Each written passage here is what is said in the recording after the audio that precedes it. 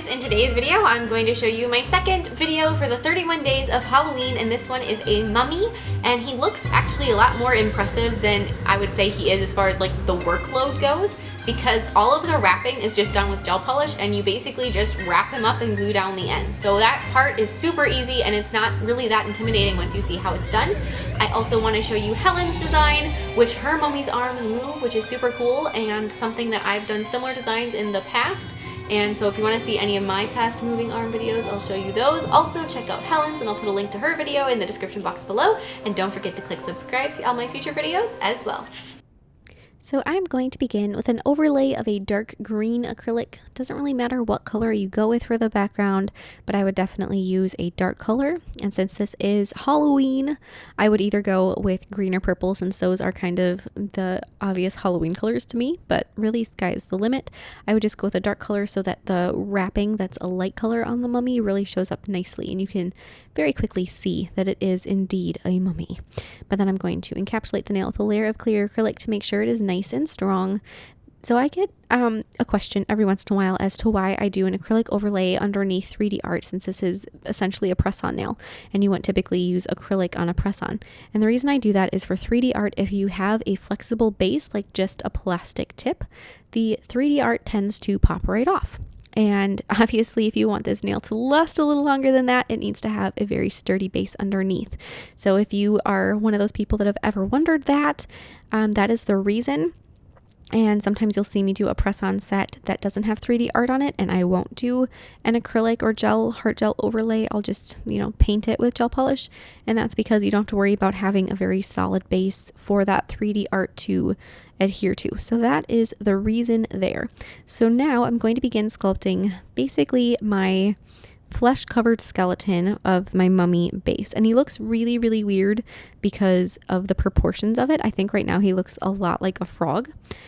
Actually, he looks exactly like a frog. If you guys are looking to sculpt a frog, this is where you'd start. But if you're looking to sculpt a mummy, this is also where you might start. So I've got his torso and his legs, and then I'm going to be adding his head. And the reason he looks a little bit weirdly proportioned is because in my vision, he's kind of haunched over, like he's bent over and he can't walk straight. His bones are all creaking and cracking and he can't stand up straight. So it kind of shrinks down visually his torso from the front view. So now I got his head in there. I'm going to use my little dotting tool to carve open eye sockets and an open mouth. You don't have to over detail this beginning phase of this design because it is going to be all wrapped up in the linen cloth. So it's not actually linen, but visualize it being linen.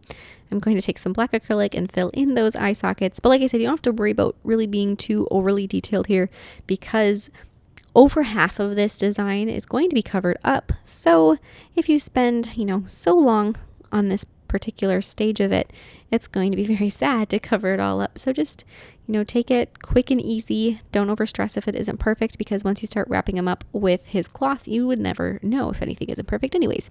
I did just a little bit of black hair on his head, and now I'm going to be sculpting his arms and his hands on a nail form backing. So this is a extreme 3D design, which if you guys ever want to know what my criteria is between 3D, extreme 3D, and 4D, extreme 3D is something that comes up off the nail extra, like you can look at it from 360 degrees.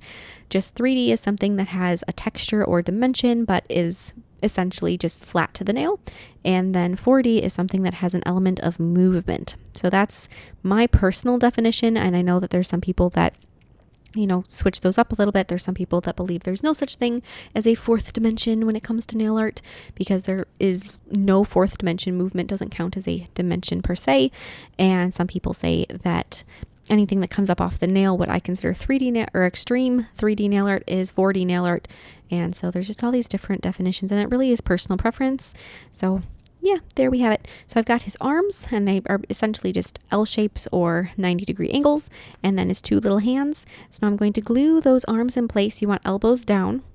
Just, sometimes you look at these different shapes and you think, but how do you attach them? Well, elbows down. So you got the one, and then we're going to glue on the other one. And this is just a little bit of nail glue, and obviously the shapes and the joints look a little funky at this point. We'll fix those in a moment. So glue those arms in place. I'm going to take some more of that little nail glue. See, you watch me? I just closed it and then I had to open it up again. This is where the moments where I slap myself on the head and I go, yeah, crazy lady. So after you open your glue back up again, if you're like me and close it unnecessarily, then you're going to want to put a little bit of glue on his wrists and glue his hands down. Like he can't, think of him as like he's really weak and he's really failing at walking and he's just really trying to get somewhere to steal somebody's soul. That's what I think of when I think mummy. But then after I've got everything glued together, I'm going to take more of my green acrylic and I'm going to begin thickening up his arms, giving him just a little bit more meat on his bones. He's pretty weak, but he still has just a little bit of flesh hanging on there. So just add a little bit more of that acrylic to give him a little bit more roundness. And after you have that on the one arm, you can go through and do the other one. And this is also where you are making sure that that piece and, well, those pieces, all 4 pieces that you just glued together are going to stay very strong and aren't going to break on you very easily, because that nail glue doesn't create a very strong lasting bond. I always think of it as a temporary fix. And so if you just use that, you just glue little pieces on, you need to expect it to break, is what I always say. I drop things all the time. Just like how I close nail glue unnecessarily, well, I drop stuff too. And so I don't want to cause myself any extra work by having to repair something. So even if you thought he looked good as far as roundness and he didn't need any other meat on his bones, you might still want to just add a little bit of acrylic to make sure that he isn't going to break either, especially if you are perpetually dropsy like I am. So I'm going to be adding all of those little bits here and there to just round him out, add a little bit more detail. I don't know if you guys can see that, but I added a little bit more of a bulbousness on the top of his wrist. Like his wrist bones are all really showing and barely covered by what little skin he has left. And then I'm going to be adding just a little bit more thickness to his rib cage. And this really visually helps you get the idea that he's haunched over and that he's leaning over, because that rib cage is just sitting there all sticking out and exposed, and that really helps your mind see what is happening.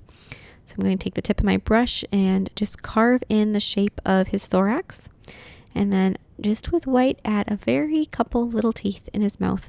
He lost most of them, but he does have a couple left, just a few. So just sculpt those in there. Like I said before, most of this will be covered up, so you can take it easy on the details if you like. And now I'm going to take a darker shade of acrylic paint, of green acrylic paint, and I'm going to be adding some shading on my mummy. And I'm not going to do this as cautiously as I would normally. I'm just going to really rough in those shadows and highlights. And for the highlights, I took a very bright shade of green, kind of like a chartreuse type of a color. Like I said, as you can see, I'm just really throwing those highlights in there very quick, just so that what does show beneath or between the pieces of wrap, you can get a little better idea of what is going on underneath him. And then I'm going to take some black paint and do my outlines.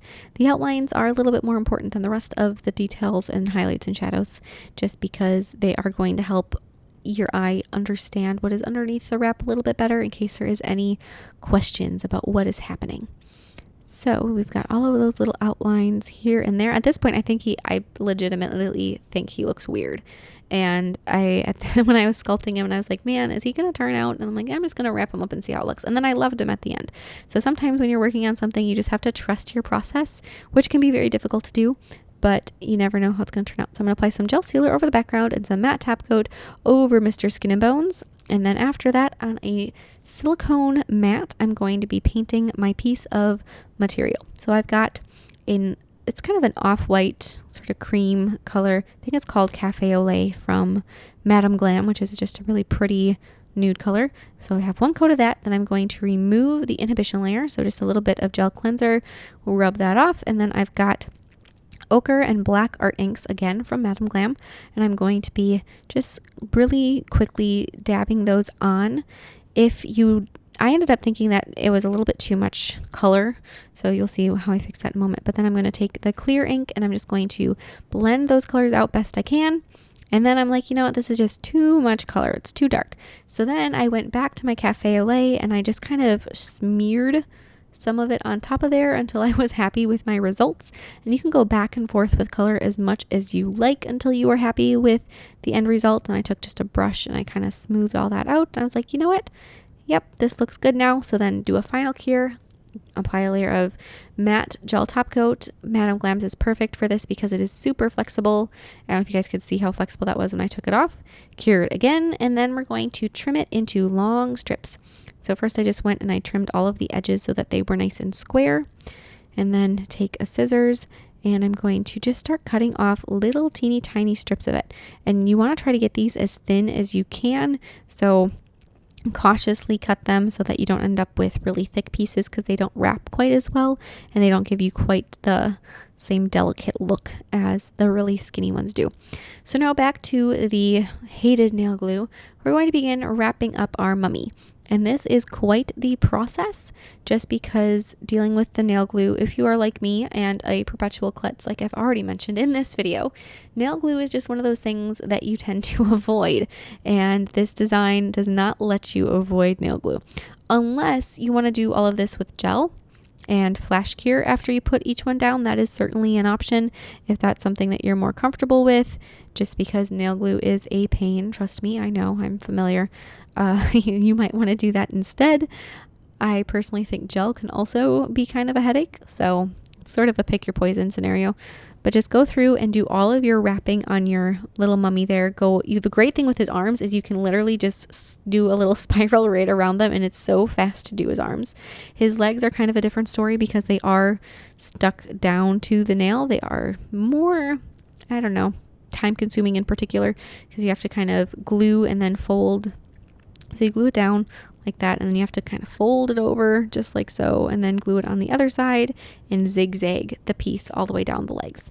If you decided to sculpt his legs off the nail somehow like I did the arms, then you could do that whole wrap it all the way around and down the legs too, which would, just sort of streamline the process. So finish up the other leg, and that is it for this guy. As you can see, you do get to see some of that lovely detail that's underneath all of that wrappage, but not really that much. So if you don't, have those underneath details perfect, it is no big deal. I hope you guys like this design as much as I do. It really is easy once you get the hang of how you can kind of glue and wrap him. It goes really quick and he's just so much fun. So I hope you guys enjoy it, and please share any recreations with me on Facebook or Instagram. I'd love to see them, and I will see you next time. Bye.